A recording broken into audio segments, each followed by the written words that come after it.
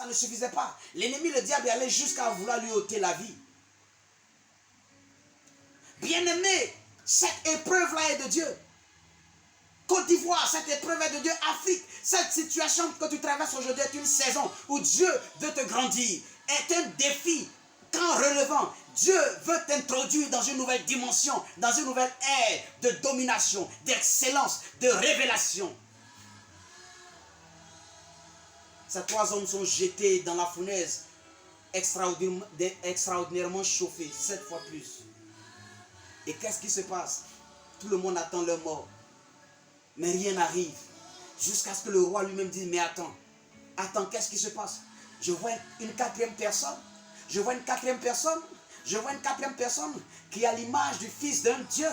Hey! Et le feu n'est pas en train de les consumer. Le roi est étonné, il appelle ses conseillers. Et ils vont s'enquérir. Et ils voient que rien n'arrive à ces 3 personnes. Et je veux te dire, bien-aimé, cette épreuve n'est pas là pour te tuer. Mais cette épreuve est là pour relever la puissance de ton Dieu. Cette épreuve n'est pas là pour t'affaiblir. Mais cette épreuve est là pour révéler la force de ton Dieu. Cette épreuve que tu connais n'est pas là pour te détruire. Mais elle est là pour relâcher le miracle de Dieu.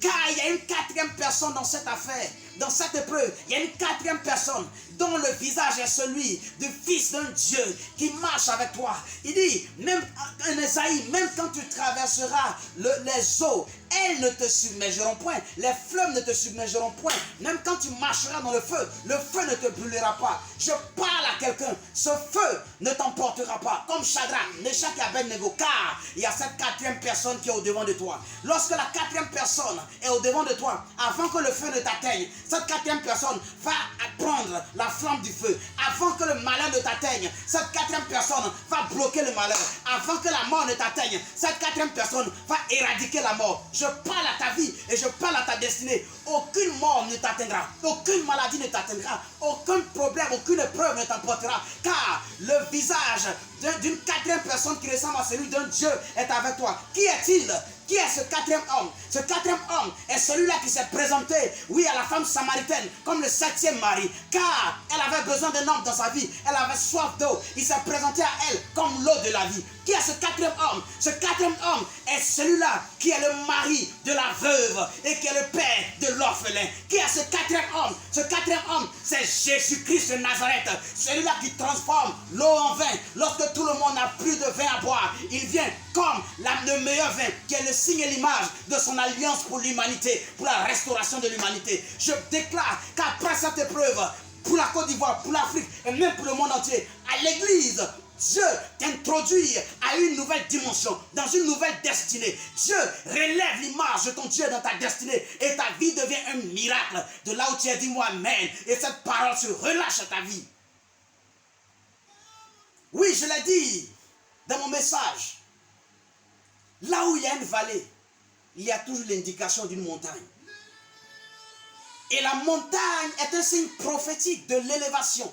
La montagne est un signe prophétique de la gloire. La montagne est un signe prophétique de la consécration. Oui, l'heure, la saison est arrivée où Dieu est en train de sélectionner des hommes et des femmes pour la consécration. L'heure est arrivée où Dieu est en train de sélectionner des hommes et des femmes, oui, pour manifester sa gloire, pour relâcher sa puissance. De là où tu es, cette parole t'atteint, cette parole te visite. Oui, dans ta maison, à ton travail, dans ton véhicule, la puissante main de l'Éternel Dieu te visite et la gloire de l'Éternel Dieu est relâchée.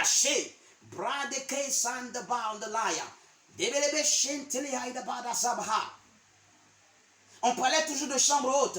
Oui, c'est à la chambre haute.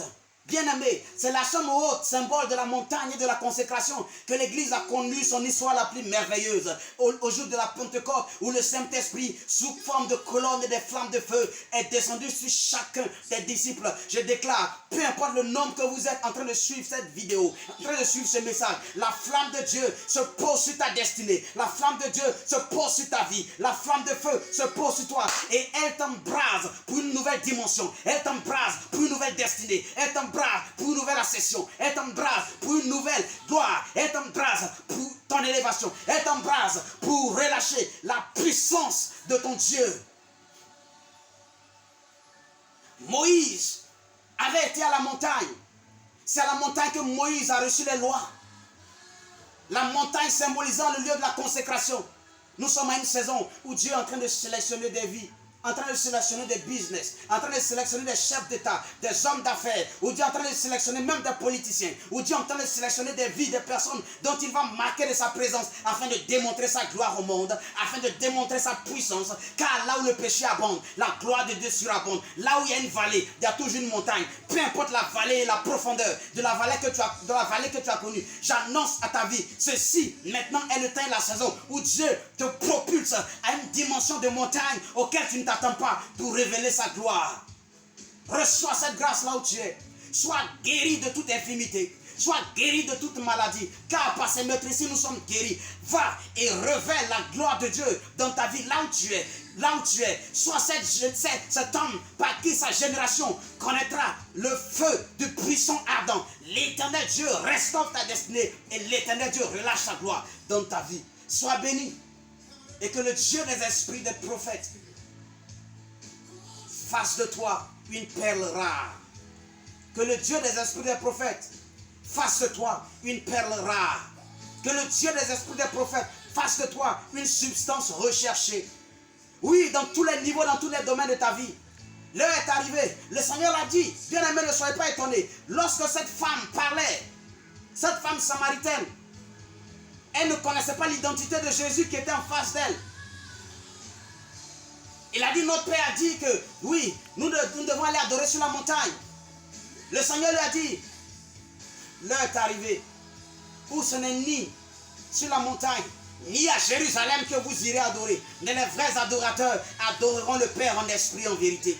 C'est la saison des adorateurs en esprit. C'est la saison des adorateurs de la vérité. C'est la saison. Et dans cette vallée, Dieu est en train de sélectionner. Dieu est en train de choisir. Dieu est en train de marquer. Dieu est en train de toucher. Dieu est en train de visiter. Reçois cette onction. Reçois cette grâce. Reçois ce miracle. Reçois cette puissance de là où tu es. Et que cette vie d'impact qui vient du ciel, qui vient d'en haut, te propulse au nom de Jésus-Christ de Nazareth. Que sa paix et sa gloire soient sur toi. Au nom de Jésus. Shalom chez vous. Amen.